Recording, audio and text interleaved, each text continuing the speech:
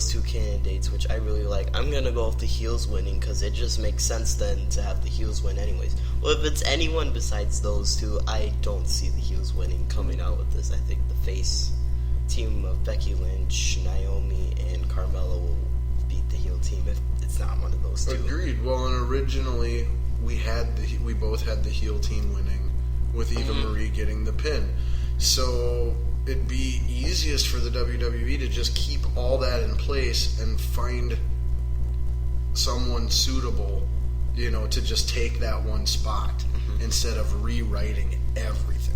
Well, I also like the idea of Nia Jax being the partner too as well, because if the bad guy team wins, it could show hey, Steffi could brag to Shane about, hey, your team might have not won without the help of Raw's Nia Jax, Yep. And then after after the bad guy team wins, Nia Jax can just go into betray her members mode and just destroy every SmackDown diva. Yep. When they're celebrating, she's gonna destroy them too. Yep. Yeah, definitely. Nope, I like it. All right, so cool. Hopefully they go with our idea for that match. Then I'm actually kind of looking forward to it. Yeah. The Eva Marie suspension actually goes very well with the storyline she's been given right now of how she's been missing all of her matches. Delaying the debut, yeah, absolutely. So the suspension just makes it even more funnier. Her debut is even being more delayed. Yep, no, I completely agree. Awesome. All right, so what do we got next? How about we finish the tag team run? Besides the tag team championship match. That's fair enough. All right. So in the tag team championship match, or no. Excuse me. In just a tag match, we have got Enzo Amore and Big Cass taking on the Canadians, Chris Jericho and Kevin Owens. Now, I mean, Enzo and Cass are about as over as you can get in the WWE. Jericho's actually still working really well, more so in the promo stuff that he cuts than in the actual matches, but still working really good in the WWE. And Kevin Owens is, what you can't say enough about Kevin Owens. He's as good as it gets. So I mean, everybody, I really like all the people participating in this match. I don't like how they're continuing to force Enzo and Cass out of the tag division, keep them away from the titles and everything, and just put them in these other storylines. Ever since Money in the Bank. Yep. I don't like that, but I understand why they're doing it.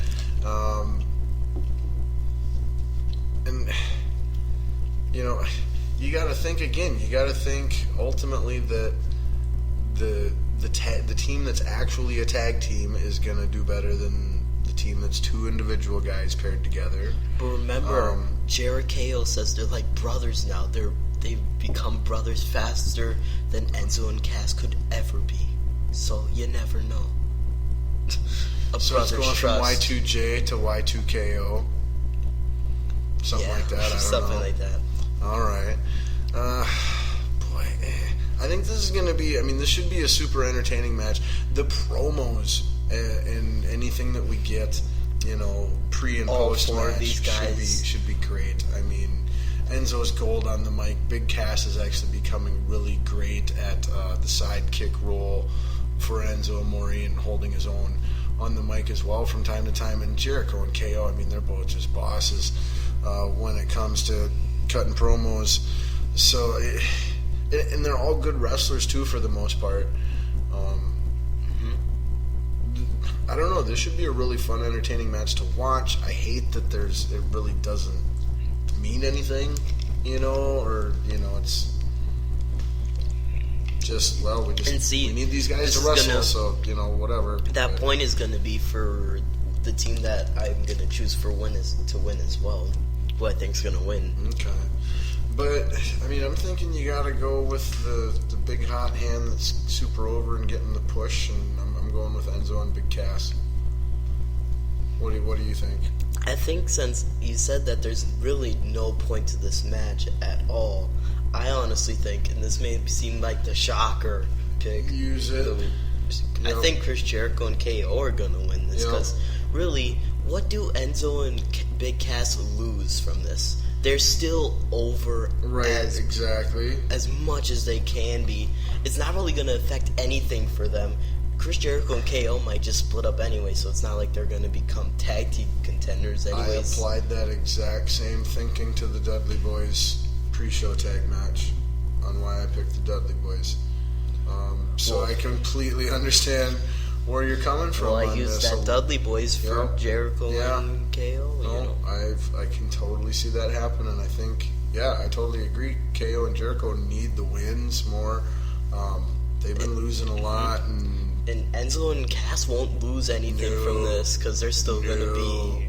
They'll still be the beloved baby faces, no matter what the outcome. And they'll still be a tag is. team that'll be fighting for tag team titles. Like we don't even know how long Jericho and Kevin Owens are gonna last too. So I think make it worth it. I think yours is gonna prove to be right, but I'm gonna stick with mine. Cool. All right. So where are we going to next? I think the final tag match. Why not? All right. Let's do it. Now, for the Tag Team Championship, we have got the defending champions, New Day, which can be comprised of Kofi Kingston and Xavier Woods, because Big E is out with a storyline written injury, and they will be taking on the tag team of Luke Gallows and Carl Anderson, who unfortunately are not yet managed by Carl Anderson's hot Asian wife. Yes.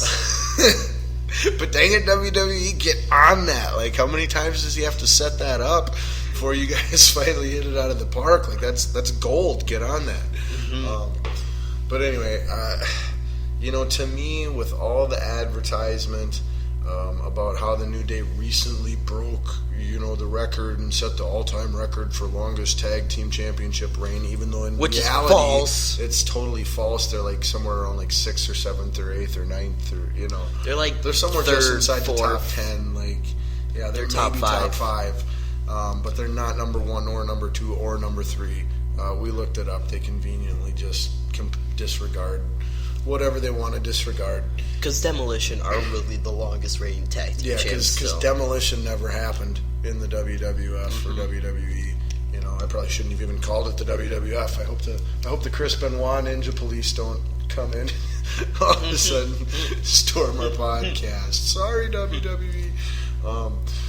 But anyway, it feels super obvious and the right thing to do to have the New Day drop the tag titles finally at SummerSlam to the club, or 2/3 of the club, Luke Gallows and Carl Anderson.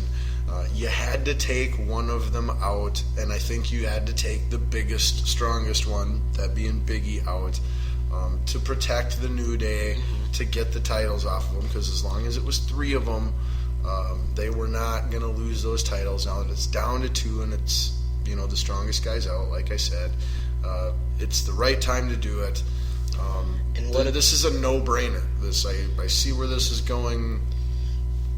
Everything's pretty clear, and Luke Gallows and Carl Anderson will become your new WWE Tag Team Champions this Sunday at SummerSlam. And what a coincidence! What a coincidence it will be that the New Day will drop their titles at SummerSlam, where they won the titles at SummerSlam last year. So it'll be kind of crazy how they win the titles at SummerSlam, they break the record, for that reign, and then they lose at SummerSlam again, I think the one truly interesting element to this storyline and what's going to be going on moving forward is now that the New Day will no longer be champions, and then they'll obviously get a rematch sometime and lose it. Like Night of Champions. How long, if they haven't? How long do they stay a team or a faction? How long until they are split up?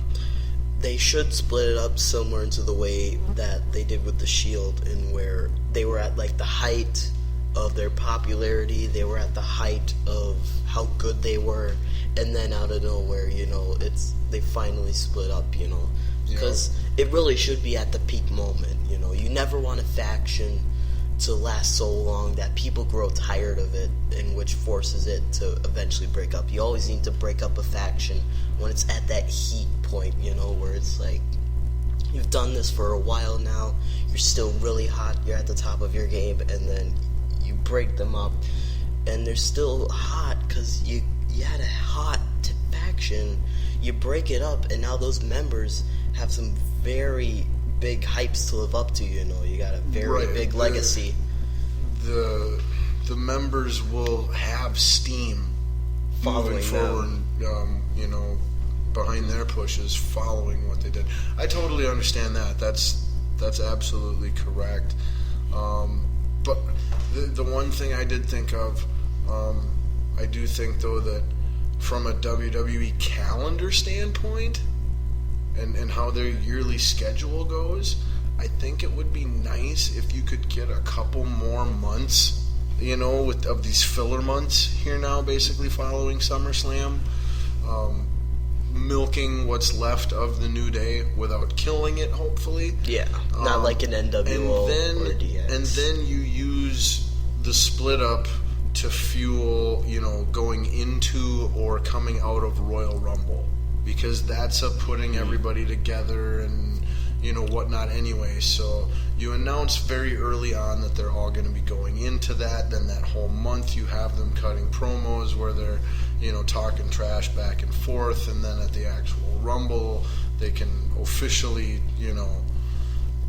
turn on each other or what have you, and then the next couple pay-per-views you can kind of solidify what you're going to be doing with them. Like I said, I just think that's a really nice, convenient way to play it out if they could, as far as their scheduling goes with their calendar. But I do completely agree with what you said about splitting them up at their height so that the singles performers then can carry that steam with them.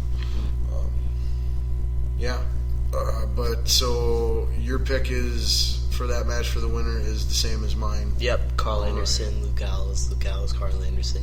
Also, when they do split up, and if they are going to have the New Day feud with each other, make Kofi the heel. Do the one nobody expects. That would be awesome. That would be really, really awesome. That would blow my mind. Just the thought of that just now, you just blew my mind. Goodbye. Kofi a heel? Right? What? Alright. Let's keep going on to the Intercontinental Championship match. Yay! Same as me. The Miz will defend his IC title against Apollo Crews with Maurice in the Miz's corner. Oh boy. I don't know. Apollo Crews has been doing better lately since the brand split. In my opinion, he's a good performer. He's very good. Somebody's got to help that kid with how to cut promos and maybe develop and give him a personality and character. Look, I'm a smiling babyface. Have I ever been done before?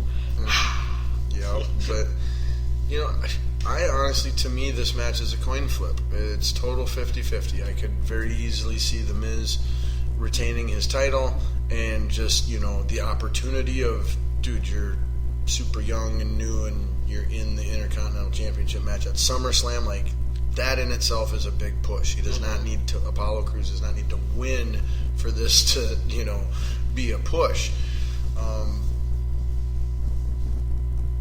Geez, I don't know. I don't know. I'm passing for now. What do you got to say on this? I need to hear your thoughts on this. Well, I think that Apollo Crews have kind of had a push out of nowhere recently with that IC title win. I mean, they had a little build up, I guess, when he was put in that WWE title match, but really they just put him like in a triple threat match for the IC title contendership, and just he won it. It's one of those WWE title matches where it's like we just had a contendership. What happened with the IC title at WrestleMania this past year? Zach won it at WrestleMania 32. Zack Ryder? Yeah, who's in that? It was in the pre-show. At the biggest freaking show of the whole year. They just slapped it on Zack Ryder. And the very next night, he drops it to The Miz, who is the current IC champ right now. So we've established recently